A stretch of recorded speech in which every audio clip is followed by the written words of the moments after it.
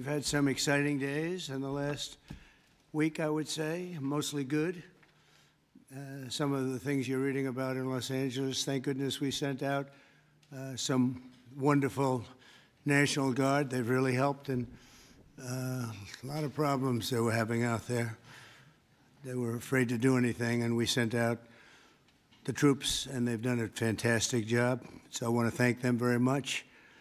I also want to thank you for being here as we discuss one of the most exciting parts of the One Big Beautiful Bill.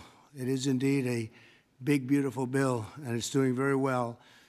The Trump Accounts, as they call it, pilot program, which will make it possible for countless American children to have a strong start in life at no cost to the American taxpayer, absolutely no cost. It's going to have a huge impact. I want to thank House Speaker Mike Johnson for, number one, being a great speaker, and number two, perhaps slightly less important, for being here today. Thank you, Mike. Along with Chairman Jason Smith, who's fantastic, and Representatives French Hill, August Pfluger, Blake Moore, Rob Bresnahan, and Frank Lucas. Thank you all, fellas. Thank you very much. We appreciate it very much. Thanks as well to many top business leaders from Invest America, CEO, Council. It's been a wonderful council. They've come up with some fantastic ideas. We're putting them into use. They're really the greatest business minds we have today. These men and women lead large, successful companies, and they're committed to contributing millions of dollars to the Trump account. And it's really, it's going to be something incredible for children and for their employees in many cases. Here's how the accounts work. For every U.S. citizen born after December 31st, 2024, before January 1st, 2029, the federal government will make a one-time contribution of $1,000 into a tax-deferred account that will track the overall stock market. In other words, it'll be pegged to an index that we'll pick. Right, Michael? We'll pick it. We'll pick a good one. Maybe you should be the index. I'd like to have that. These kids would be very wealthy if that were the case. That would be a good idea. I think we might do that, Michael Dell. These accounts will be private property controlled by the child's guardians, and in many cases, those guardians will be the parents. We think probably the parents will be the guardians. They'll be open for additional private contributions each year from family, friends, parents, employers, churches, private foundations, and more. This is a pro-family initiative that will help millions of Americans harness the strength of our economy to lift up the next generation, and they'll really be getting a big jump on life, especially if we get a little bit lucky with some of the numbers and the economies into the future. In addition to the substantial financial benefits of investing early in life, extensive research shows that children with savings accounts are more likely to graduate high school and college, buy a home, start a business, and are less likely to be incarcerated. Trump accounts will contribute to the lifelong success of millions of newborn babies. They are fully, and this will be very interesting, I think, for everybody to hear, they are fully funded through targeted reforms in the One Big Beautiful Bill, like the $1.7 trillion in mandatory savings, welfare reforms to stop waste and fraud, a 3.5% remittance tax, and more. And it's just a part of that. The One Big Beautiful Bill is among the most important pieces of legislation in our country's history. I don't think there's ever been anything bigger. And I think it's going to go down as certainly one of the most important things we'll ever have done. In addition to the largest tax cuts in the history of our country, including the most powerful border security measures ever, it delivers major economic relief to the American workers' families. And there are so many things. Rebuilding our military, we built it just 8 years ago we started and did a great job, but now we have to rebuild it again, plus technology change. All of a sudden it's about drone. You know, we have a new form of warfare. It's drone warfare. So a lot of things change. We did a great job with the military, but now we're going to have to do some little tweaks, to put it mildly. And we'll be doing that, and we have it all nicely funded. I look forward to signing this into law. It's really something that we're having such an opportunity. And I have to say, he's here with us. He's a person that I've admired for a long time. You take a look at what he's done and followed his record. And it's Dell chairman, Michael Dell. He's done such an incredible job. It's as a business person, I study business people, and that's a perfect one to study. It should be almost mandatory reading. So I want to congratulate you on that, and thank you for the idea, because you're the first one that really brought this to my attention. I know that you and your friends have been talking about it for a long time, but other presidents didn't get it done, Michael, right? So we got it done. Congratulations. Thank you very much. Sure. I want to also give some recognition to my friend Brad Gerstner, who helped get us all organized and that's right. And actually thank you very much. Good, Brad. Spearheaded this. Good. And also we have with us a very powerful man in the world of business, CEO David Solomon of Goldman Sachs. David, thank you very much. Thank you for having me here. Long-time friend. Today. Thank you. Thank you very much. Uber CEO Dara Khosrowshahi. Where is Khosrowshahi? Right here. Where? Thank you very much. That's a hell of a name, but you've done a hell of a job, so that's appropriate. And also, again, Chairman Smith for doing such a job. Nobody knows taxes better than Chairman Smith. When we have a problem, Mike, we go to see Chairman Smith, right? So I want to thank you very much, Dara and Chairman Smith. I appreciate it. So I'd like to begin by asking Speaker Johnson to say a few words, and I think then we're going to go to Michael Dell, David Solomon, we're going to go to Dara, and then to Chairman Smith. Thank you very much. Mr. President, thank you so much for your bold, visionary leadership. It is the key to all of this great success that we are achieving. And the one big, beautiful bill, it is not an overstatement to say it will be one of the most consequential pieces of legislation in the history of Congress. There's a lot in here. And by extension, or I would say it is an extension of the figure who I believe will be the most consequential president of the modern era, if not all American history, and that's the gentleman sitting to my left. So I want to thank you for that. Thank you very much. That's a beautiful statement. Huh? Well, I like him too. Yeah. Thank you. It's a statement of objective fact, and every working American understands, I think, the principle behind this concept that we're discussing today. If you have a 401k, you understand the power of investing early for the future. Trump accounts take that same principle, and they apply it from the very beginning of Americans' lives. It's a pretty simple concept. The families that opt in will receive a one-time payment of $1,000 to a Trump account that parents can contribute to. It's a bold, transformative policy that gives every eligible American child a financial head start from day one. Republicans are proud to be the party, we always have been, that supports life and families and prosperity and opportunity. And Trump accounts are all about setting up the next generation for success. For future Americans, this early investment could really be the game changer. It could be a difference. It could pave the way for paying their way through college or buying their first home or starting a business, even when they're young. So even $1,000 at birth will put these Americans in a better position than over half of American adults who sadly have no retirement savings at all. So this would be a remedy to that great problem. And it will encourage the free market. It will encourage investment and understanding of capitalism. All these things that we want to foster among the American people so that the economy and individual lives can flourish. Of course, none of this happens unless we pass our one big beautiful bill through Congress. And we have at stake the largest tax increase in American history if we fail to deliver. And we will not have this rocket fuel to the U.S. economy, and that's why this is so very important. Passing this pro-growth legislation will help every single American. From Trump accounts, this is one of the components of it, to eliminating taxes on tips and overtime, to reducing red tape on Main Street. And the one big beautiful bill is going to drive prosperity. It's going to create jobs across the country. It will make all boats rise. Wages will go up. Job participation levels will go up. We'll have more opportunity, more economic opportunity for more people. So you can climb up that ladder to the next step. The typical family with 2 children is going to see their take-home pay increase by up to $13,300 a year. That's real money to real people.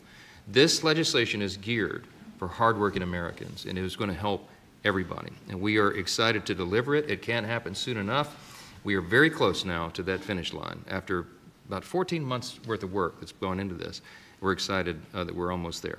Mr. President, thanks again for your leadership, to all the great leaders around this table for all that they invest to our economy and our country and its government. And I will, as we say in the House, I'll yield back. Thank you very much, Mike. I appreciate it. And again, for a great job. Thank you very much.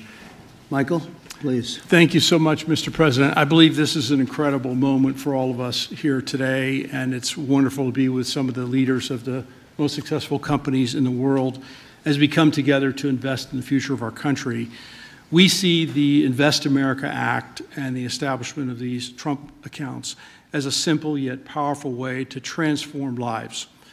Decades of research have shown that giving children a financial head start profoundly impacts their long-term success. With these accounts, children will be much more likely to graduate from college, to start a business, to buy a home, and achieve lifelong financial stability. Dell Technologies is proud to be one of the very first companies to support the Invest America Act, a bill that provides every child with a $1,000 seed investment account at birth. This is a straightforward step with enduring benefits. Following your inspiring lead, Mr. President, Dell Technologies will match the government's contributions, dollar for every child born to a Dell team member.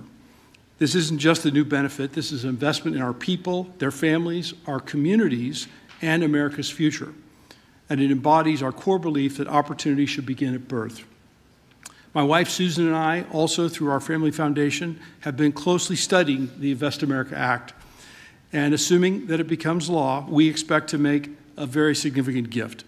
We view this initiative as a powerful platform for philanthropic innovation aimed at helping children thrive wherever they come from, particularly those families who have been historically left behind. Mr. President, you articulated it perfectly. These Invest America accounts will give every new American child a genuine opportunity to participate in history's greatest engine of economic growth, the American economy. The funds in these accounts invested in American enterprise and innovation will grow over time into substantial nest eggs, providing support for education, home ownership, and starting families. The ability of families, friends, benefactors, and employers to match the government's generosity amplifies the life-changing potential of this initiative. Thank you, Mr. President, for your visionary leadership on this critical issue. These Invest America accounts will profoundly impact countless young Americans, ensuring they truly benefit from what Abraham Lincoln described as the right of every American, the right to rise. Thank you. Thank you very much, Michael. And we really have come a long way since you came to see me about 6 months ago with your beautiful wife. We had a nice talk. I said, that sounds pretty good. Let's think about that. And it's everybody I've spoken to about it, they can't even believe it. And because of great politicians and political leaders like we have, I think this is going to go quickly, very well and very quickly. So I appreciate it. Thank you very much. David Solomon, please. Thank you, Mr. President. I'm thrilled to be here with everyone and excited to participate in this important and timely discussion. I'd also like to acknowledge the efforts of so many in Congress on this very significant issue, and in particular the members here, and particularly the leadership of Senator Cruz and Representative Moore, who have played a big role in helping drive this forward. We also wouldn't be here today without the leadership of Brad Gerstner and Michael Dell in really having the vision, the energy, the passion, the commitment to help move this forward. So thank you both. There are many reasons why the United States has the largest and most dynamic and most innovative economy in the world. But one of the most important is the fact that our system of democratic capitalism incentivizes a culture that does not penalize people for taking risks. In fact, it incentivizes people to have a vision, to go out and attract funding that's necessary to make their vision a reality. It is no mistake that many of the most important and innovative companies in the world today started in a parent's garage or on a college campus or in any one of a number of unlikely places in the United States. One of my worries is that our current and future generations of young people don't fully appreciate and aren't as educated as well as they can be on markets and capitalism. And while capitalism is not perfect, it helps fuel the American dream. This initiative gets at the core of binding those future generations to the benefits and the potential of America's great companies and markets. Early childhood investments have far-reaching benefits, and Goldman Sachs is proud to support this initiative. This is an exciting opportunity for public-private partnership and for both communities and companies to invest in young people, the future of America. Once we see the Invest in America Act signed into law, Goldman Sachs would be excited to further support this Invest in America initiative. We believe passionately in our capital markets. They are an enormous competitive strength for the United States, and we know that our economy's future vitality is dependent on young people understanding the power of investing for the long term and sharing in the benefits of ideas that bring value to the lives of people around the world. Thank you, Mr. President, for helping drive this forward, and I look forward to continued partnership on this effort. Thank you very much, David. Dara, please. Thank you. Good afternoon, everyone. Thank you, Mr. President, for hosting us here today. It's an incredible honor to be here in a place that symbolizes the very opportunity that has defined my life. Thank you, Brad. Thank you, Michael, for your vision. We all strive to build something that lasts, and the Invest in America Act is a legacy that is going to last for generations. President Trump, thank you for your leadership. Your support is going to turn this powerful idea into a powerful reality for millions of young Americans. Now, I was 9 years old when I came to this country. My family arrived in America having fled the Iranian Revolution. We had lost everything that we had built. But we gained something far more valuable here. We gained a chance to rebuild again. We had a close-knit family, we had access to world-class education, and we had the one thing that fuels every American dream, and that's hope. So what if we could bottle up that hope? What if we could give that same power of hope, real, tangible hope, that comes from having a stake in your own future and a stake in the best companies in the world, to every single child that's born in this country? That's the promise of the Invest America Act. It's not just an account, it's a launch pad. It puts the unstoppable engine of compounding to work for our kids, building a future for them from day one. This mission is personal to me, and it's core to us at Uber. Every day we see people using our platform to create opportunities for themselves, to save for a home, to pay for tuition, to build their own American dream one trip at a time. And that's why Uber is so proud to support this bill, which also includes benefits for millions of Uber drivers and couriers in the form of no tax on tips. Mr. President, our earners are grateful for your support. Thank you very much. Right? What a great job. You know, when you think we're doing a lot of work on Iran right now, and yes. I see that what you just said, you came here and Absolutely. They took it all away from you, and you started, and you've become one of the biggest anywhere in the world. What a great story that is. Thank you very much, Mr. Congratulations. President. And we wish you all the success there. Thank you very much. We'll need it.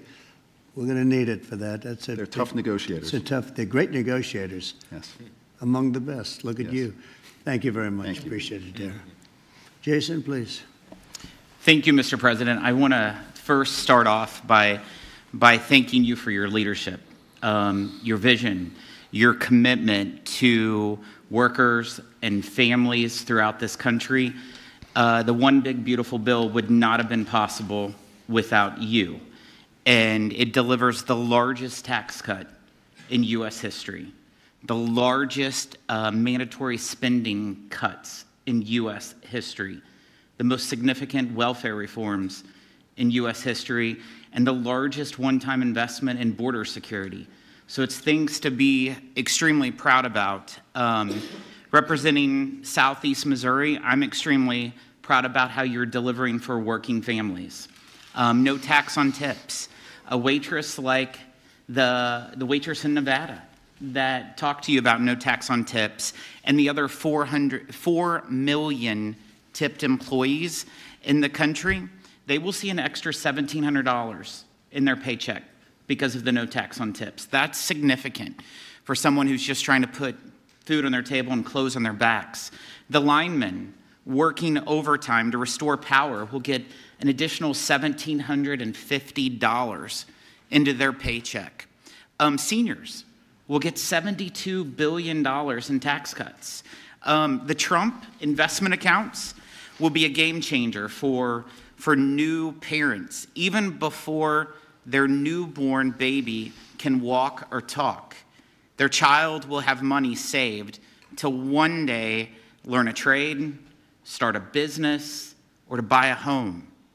Every child born under this policy will have a better shot at a future.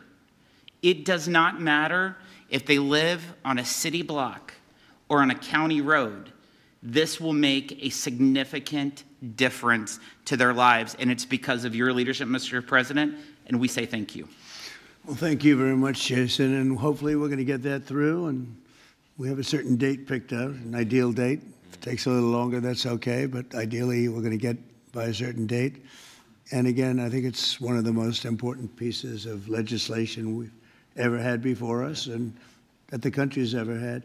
I'd like to ask, if I might, Brad Gerstner, one of the most successful people in our country. I'm a friend of Michael very much, and Michael has great respect.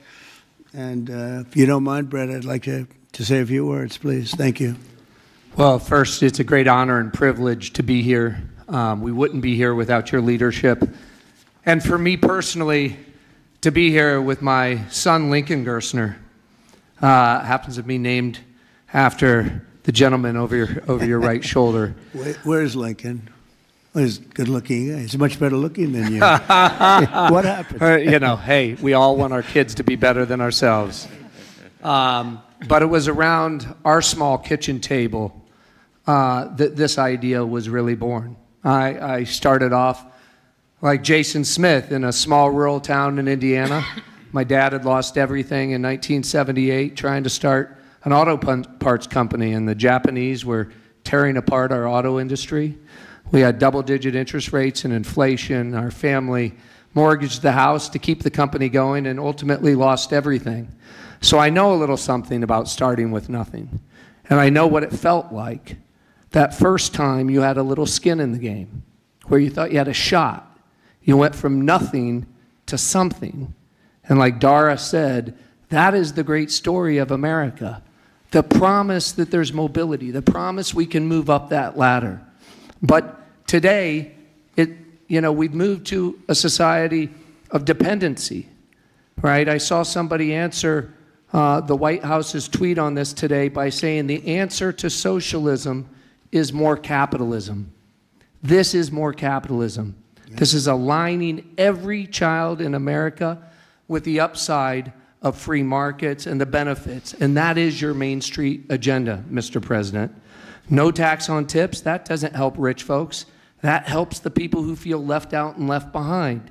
No tax on overtime, no tax or deduction on Social Security, and the Trump accounts, right, that everybody in this room are here and we've been working so hard on but would never come to fruition without your leadership.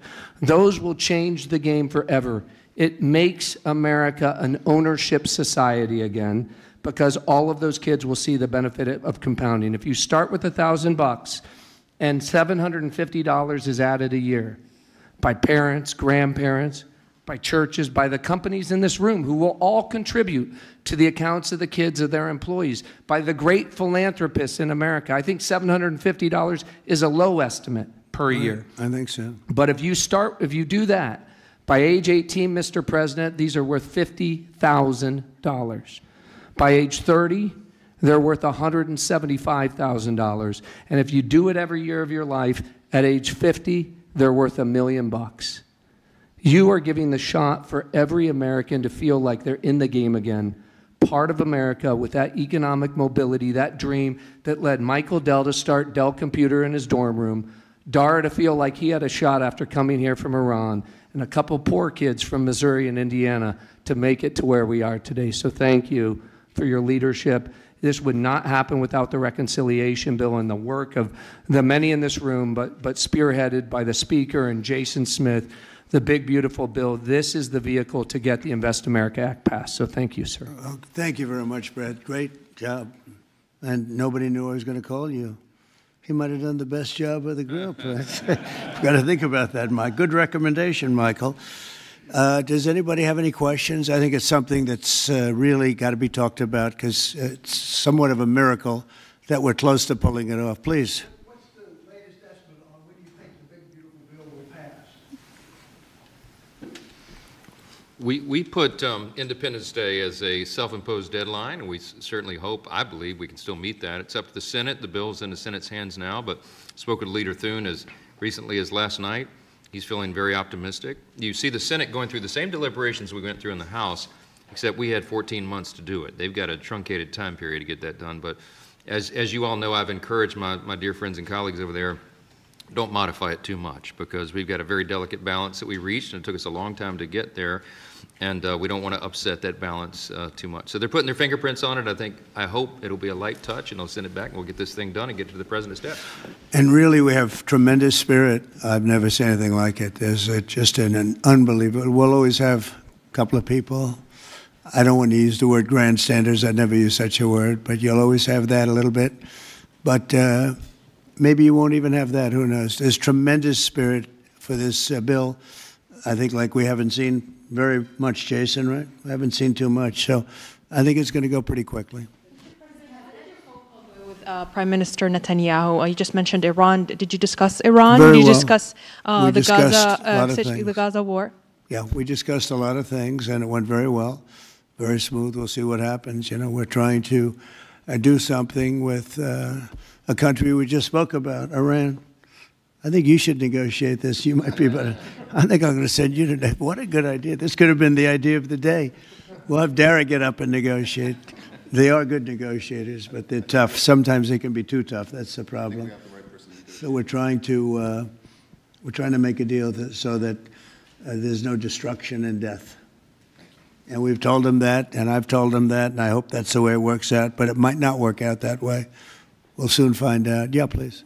In 2020, when you were talking about unrest in American cities, you said, quote, "We have to go by the laws. We can't call in the National Guard unless we're requested by a governor." What changed now? Why is this situation different to not consult with Governor Newsom about this? Well, the biggest change from that statement is we have an incompetent governor. So I talked about governors, but I didn't talk about he's an incompetent governor. Look at the job he's doing in California. He's destroying one of our great states. And if I didn't get involved, if we didn't bring the Guard in, and we would bring more in if we needed it, because we have to make sure there's going to be law and order. You had a disaster happening. And they now admit it was a disaster. I watched the chief yesterday, who's a good man, by the way, and he said, "Wow, we're lucky we did this because they were overwhelmed. You saw what was happening." So we did the right thing. Everybody agrees to that. But you have a governor who let the city burn down, didn't want water to be sent down to him. And I sent billions of gallons of water. I wanted to do it in the first term. He wouldn't do it over. I don't know. They have environmental reasons, but there were no environmental reasons. I think it's just a political philosophy. But it's lucky for the people in Los Angeles and in California that we did what we did. We got it just in time. It's still simmering a little bit, but not very much. Yeah, please. Have you gotten... A crime has he committed? I think his primary crime is running for governor because he's done such a bad job. What he's done to that state is like what Biden did to this country. And that's pretty bad. It's the wrong philosophy. Thousands, hundreds of thousands of illegal immigrants, many of them prisoners. They're taking up your health care. They're taking up your space in schools. They're taking up your hospital. And in many cases, they're criminals. And we have to do something about it, and we're doing something about it. I want to thank the incredible patriots of ICE and Tom Homan, who has been incredible, and Kristi Noem, likewise incredible. The job they're doing, and it's like an unforced error. There was no reason for this. 21 million people were allowed into our country, and many of those people were criminals, and it's a shame. It's a shame, but we're getting them out, and I will say, I think it's a 95-5 issue, just like so many other issues, 95-5. And the Democrats lost an election in a landslide because they're on the wrong side of the issues. I mean, it's not even conceivable that somebody would do the kind of things that he did. And then, you know, you talk about projects. They want to build a train going from San Francisco to L.A., and it's costing hundreds of billions of dollars more than they thought it was going to cost. It's not even believable. To Brad and to people sitting here, would you believe that a train it was going to cost X dollars, and it might be 100 times X. Would have paid for this for about 50 million American children. You're right. You're 50 right. million American children instead of a 3-mile train track that never got built. We could have put Lincoln in charge with no experience. He would have done a good job. I guarantee you that. All right, please, Peter. Mr. President, have you gotten an update from your negotiating? Thank you, President Trump. So it seems like Gavin Newsom likes the attention that he's getting right now from I do. you. Yeah, I think it seems like he does. If you look at recent history, somebody who was running for president, you, who got arrested and had a mugshot, you could make the argument that politically that wound up helping you. Are you worried at all at this moment that talking about him getting arrested could be helpful to his political prospects? Because a lot of people think he wants to be sitting right where you are. Well, in my case, it was a witch hunt, and everybody knew it. And I was able to explain that during the process. Otherwise, I wouldn't be sitting here right now. And it was a total witch hunt. It's proven to be a witch hunt, and you see what's happened. In his case, it really is very obvious. You look at what's happened between the fires, I could name 10 things right now. We talk about the trains. We talk about all of the costs in California. You talk about all of the people that are flowing in, destroying life for everyone else. So no, I don't think it's going to help him. I think it's actually very bad for him. And right around the time that we were walking in here, the governor and the state attorney general said that they're going to sue you for sending the National Guard in. They're saying there's no invasion, there's no rebellion. The president is trying to manufacture chaos and crisis on the ground for his own political ends. Federalizing the California National Guard is an abuse of the president's authority under law. Well, you know, it's interesting. You watched the same clips as I did. Cars burning all over the place, people rioting. And by the way, we stopped it. We were able to make it much better, but it still looked pretty bad. And in watching clips last night, people were saying this is really a big problem. And until we went in, if we didn't do the job, that place would be burning down just like the houses burned down. They were in big trouble last night, Peter. You know it. And the night before, and the night before that. And I feel we had no choice. I don't want to see happen what happened so many times in this country. I watched Minneapolis burn. Look at what happened in so many different parts of California. You take a look at what happened in San Diego. There's so many different places where we let it burn. We want to be politically correct. We wanted to be nice. We want to be nice to the criminal.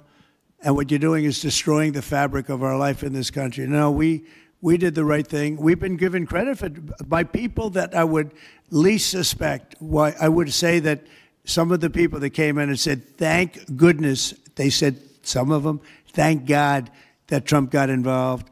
And I'm very happy I got involved. And I think Gavin, in his own way, is probably happy I got involved. Yeah, go ahead, Peter. What do you make of the fact that he says, you want a civil war on the streets of America? No, it's just the opposite. I don't want a civil war. A civil war would happen if you left it to people like him. And I liked him. You know, I always got along with him. Never had a problem with him. But he's grossly incompetent. Okay. In London, have you gotten an update from your team in London negotiating? What? Louder. Have you gotten an update from your team in London negotiating the China trade talks? We are doing well with China. China's not easy, just like your home country is not easy, Dara.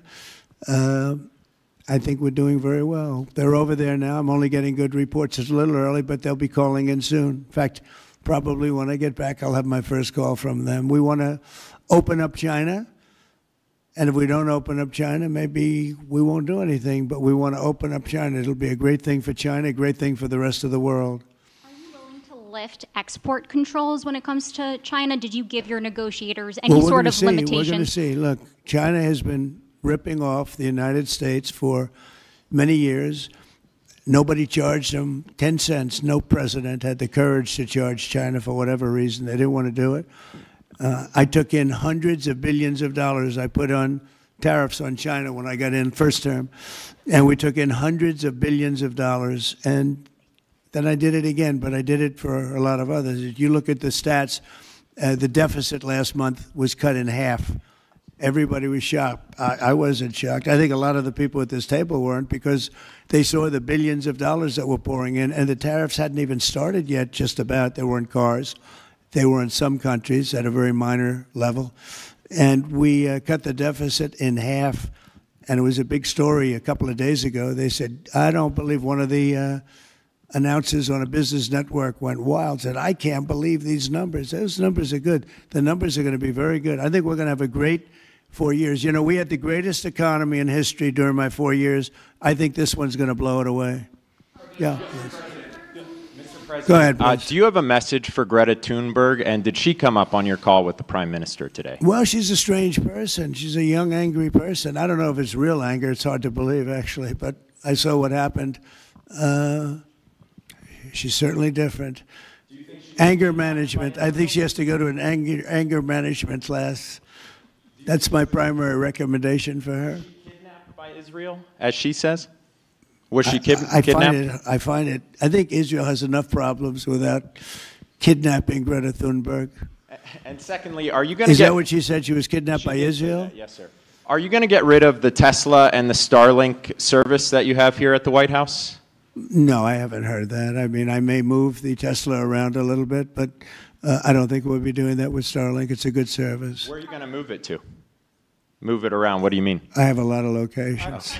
Actually, about the I got so many locations that I don't know what to do with them all. About the Tesla, did you ever see Elon Musk get physical with the Treasury Secretary? No, I didn't. And I tried to They ask... did have an argument, but I didn't see I didn't see a lot of physicality there. And there was this New York Times report that he did not want to talk about, Elon Musk, that alleged that he, towards the end of his time in the White House, was blurring the lines between recreational use of drugs and medicinal. Do you think he ever had drugs here at the White House? I really don't know. I don't think so. I hope not. Look, I wish him well. You understand. We had a good relationship, and I just wish him well. Very well, actually. Yeah. About aid in Gaza, you mentioned now the flotilla. Do you have a response at all about Israel intercepting this boat? And can you give us an update on what's happening to the entry of aid into Gaza right now? We've had people being shot by Israeli forces who are trying to get aid from the Gaza Humanitarian Foundation. Yes. Gaza right now is in the midst of a massive negotiation between us and Hamas and Israel, and Iran actually is involved. And we'll see what's going to happen with Gaza. We want to get the hostages back. That's all I can tell you. Yeah, please, in the back. Yeah. Back to California briefly. You said yesterday when ACMA reported that it was not insurrection taking place, but then on True Social a bit later, you had said they were insurrectionists. After what you've seen You're talking about in L.A.? Yes, sir, in L.A. I wouldn't call it quite an insurrection, but it could have led to an insurrection. I mean, that was a lot of harm that was going on last night. I watched it very closely.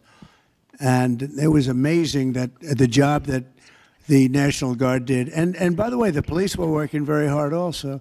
But, you know, the police are given instructions to be politically correct. I said, no, you don't have to be politically correct. You have to do the job. And on Elon Musk, do you plan to speak to him on the phone anytime soon? I know some. Which one? On Elon Musk, do you plan to speak to him on the phone anytime soon?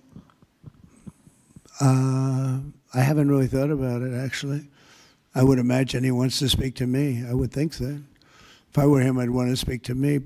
And maybe he was already called. You'd have to ask him whether or not he's already called. But I'd have no problem with it. If he calls you, pick up and speak with him. Well, I don't want to say that, but I would imagine he'd want to talk to me. Mr. President. Yeah, please. We're supposed to get a counter proposal from Iran today. Have you gotten that proposal? And what is the main impediment? We have a meeting with Iran on Thursday, so we're going to wait till Thursday. And what's the main impediment to getting a deal? Well, they're just asking for things that you can't do. They don't want to give up what they have to give up. You know what that is. They seek enrichment. We can't have enrichment. We want just the opposite. And so far, they're not there.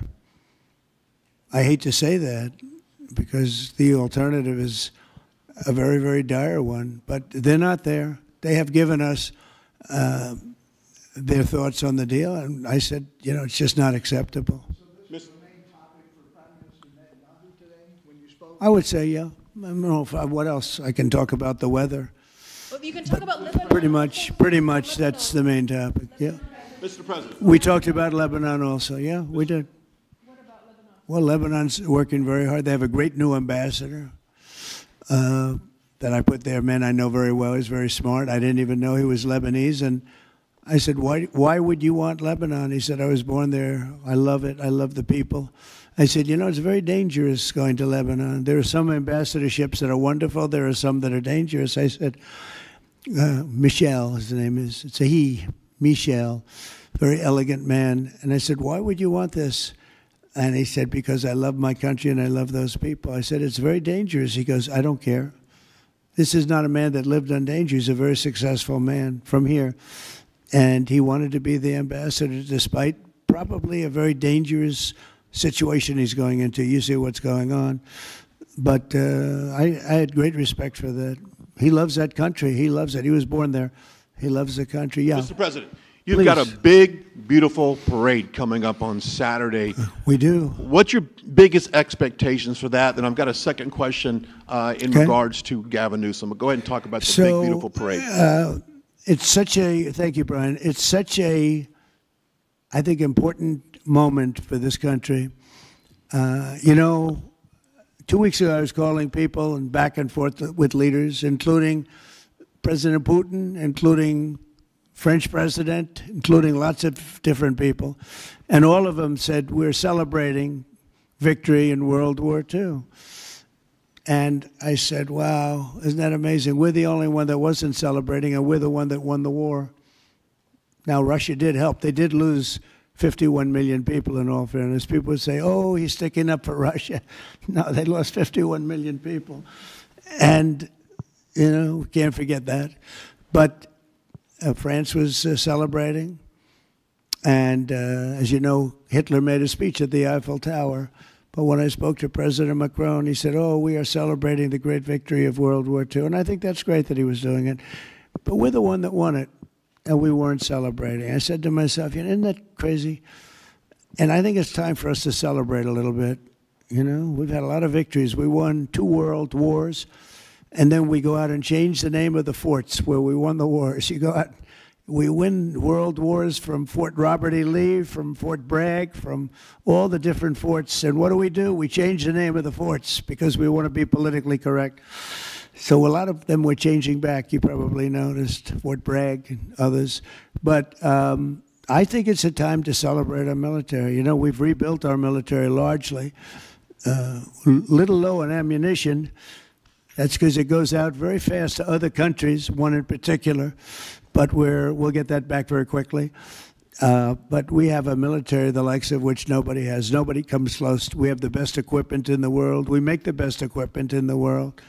There's no military like our military. We showed that with ISIS. I was told by the television generals it would take 4 years to win, and we did it in 3 weeks. And it was headed by General Raisin Kane, who's now the chairman of the Joint Chiefs of Staff. He's great. Just left him. No, I think it's time that we celebrate. And I sort of have to laugh at these people. Well, you know, you're going to spend a lot of money. A lot of that money is being paid for by me and people that make donations. I don't know if you know that. A lot of it won't even come out of the military. I think I can say that, Susie, right? We have people putting up money to do it. Not that it's necessary, because I think it's a great expenditure. We have many tanks. We have all sorts of new ones and very old ones, old from World War I and World War II. It's really a celebration of the Army. So the Army is a year older than the country. So next year we celebrate 250 years, but we're celebrating the Army on Flag Day. And it's not my birthday. It is my birthday, but I'm not celebrating my birthday. I'm celebrating Flag Day. It happens to be the same day, so I take a little heat. But Flag Day is the appropriate date.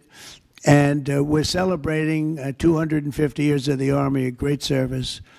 And remember, you know, think of it. We won so much. We won World War I, World War II, so much else. And then we became politically correct. But I can only tell you that I was told that ISIS would take anywhere from 4 to 5 years, and we did it in 3 weeks. You were there, you watched, right? We have the greatest military in the world. Nobody can beat us. As long as we have our right leadership, nobody can beat us. If we have stupid people running it, like you had in Afghanistan, when you look at that, first of all, Afghanistan should have been an easy victory as a war, but we were so sad the way we fought it, so ridiculous. We fight not to win, but we didn't used to be that way. And we're celebrating, because I think the day in Afghanistan was the saddest period of time in the history of our country. That was a Biden mess with bad generals like Milley and others. They were bad. They were incompetent generals. I know all the good ones and the bad ones. We got rid of most of the bad ones.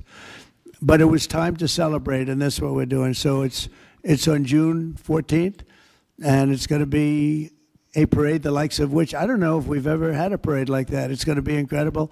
We have even though it's the Army, we have a lot of those Army airplanes flying over the top, and we have tanks all over the place, and we have thousands and thousands of soldiers going to bravely march down the streets.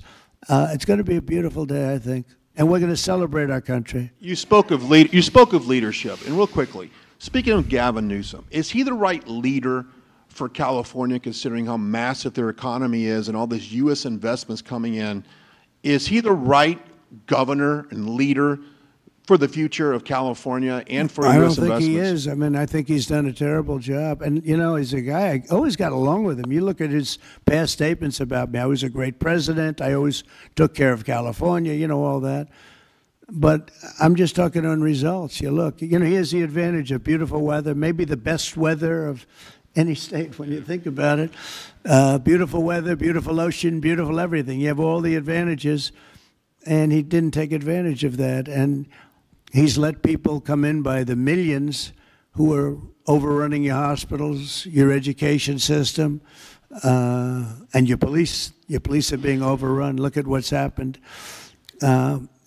He should only be happy I sent in the military, because if I didn't send him in, you would have had a problem there, the likes of which we haven't seen in a long time. Yeah, please. Thank you, Brian, very much. On supersonic flight. Supersonic flight, yes, sir. I know you just signed an executive order on it. Do you want to see a supersonic Air Force One in the next 10 years or so? Oh, well, I don't care too much about that, but I would like to see, you know, if you think about it, flight, the word flight's an interesting word, but it's probably the only category where we've actually gone backwards, because we used to have the Concorde, and we could fly to London, Brad, very quickly and nicely. And today it takes you 2 times and 3 times as long. It's the only thing where we've regressed. By the way, the Concorde, to my way of thinking, to this day, Michael, because you're very much into aesthetics, I know, but to this day was one of the most beautiful pieces of art I've ever seen. It was a piece of art, the beauty of the Concorde. It was the most beautiful plane, but it was you know, got you there in half the time. Now you spend a lot of time, and there's no reason for it. Because, you know, they have the sonic boom. It's not a huge problem, but they have the sonic boom thing pretty well figured out. The technology changes, the change in the skin, the change in weight, all of the other things. There's no reason why we shouldn't do great. So we are making it possible for them to do supersonic and get us back on the track. I mean, think of it, 30 years ago, we actually had planes that flew much faster than we do now. It took you half the time to get to a location. So we've regressed, and we're going to progress. Eh? Well, it's sort of an amazing thing, isn't it, though? We've gone backwards. On Wall Street, they haven't done that. If Goldman Sachs was like that, you wouldn't have Goldman Sachs anymore. Yeah, please. Are you planning to deploy Marines in California to address the situation in Los Angeles? Are you going to deploy Marines in California? We'll see what happens. I mean, I think we have it very well under control. I think it would have been a very bad situation. It was heading in the wrong direction. It's now heading in the right direction. And we hope to have the support of Gavin, because Gavin's the big beneficiary as we straighten out his problems. I mean, his state is a mess. And I'd like to get somebody involved in the rail, because, look, personally, it should have never been built, because you can fly there for $2, and what are you doing? They're doing that. You could drive. You could do lots of different things. You know, if they did a study, if you gave every passenger the finest limousine service in the history of our world, the most expensive chauffeur-driven, white-glove limousine service back and forth, we would have saved billions of dollars as opposed to building this monstrosity that's going up. And I've never seen anything. You know, I've seen cost overruns. I'm a I'm a person, I've always done well on cost overruns. I don't have them. But I will tell you, I have never seen cost overruns. You see them where they're 20% more, 50%, 100% more. These are thousands of percent. Nobody even knows. They have no idea. And it was supposed to be from San Francisco to Los Angeles. Well, they just made it way outside of Los Angeles. It's stopping in the middle of, I don't want to say nowhere because I happen to like one of those little cities very much, but it's way short of the destination. And our government is saying, you know, why are we involved in this thing? It's been handled so badly before him, but he really blew it. So, you know, all right, one more question. Can you speak to any of the discussions that were had there and the purpose of that retreat, your time at Camp David? On a what? Your time at Camp David. Can you speak to what discussions were had there and the purpose of that retreat? Well, I don't want to speak to discussions. I mean, I told you what we were there for a little bit. We had discussions on many topics. We had a group of people, large group of people, including generals and admirals and lots of others. And all I can say is our country's in great shape. We're in great shape economically. The bill that Mike and Jason and all the people are working on is going to be, I think, amazing. I think it's going to be one of the most important pieces of legislation we've ever had in this country. It's going to do things that you wouldn't believe. And we're going to, you know, I have a very simple phrase. We ran an election on very simple words: make America great again. That's what we're doing. We're making it great. We're making it safe. We're making it beautiful. And we're making it very wealthy again. You know, wealth is okay. You need wealth to take care of lots of other people. We have to make our country better. It has to heal from 4 years of abuse. Our country was abused badly by a very incompetent person and a group of people that weren't incompetent, but they were radical left lunatics. And they ran the country with an auto pen.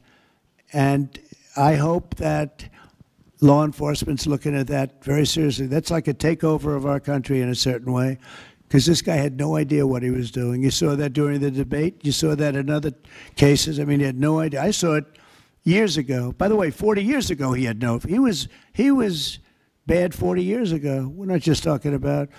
And they always like to say age, but it's not age. I know people 88, 89, 92. Bernie Marcus, who just passed away, was 95. I spoke to him a year before. He was 100%. It's not age. It's something else. But whatever it is, you can't have that in this country. The damage he's done to this country is unbelievable. But the good news is we've got much of it fixed already, and the rest of it will happen. Thank you all very much. Thank you.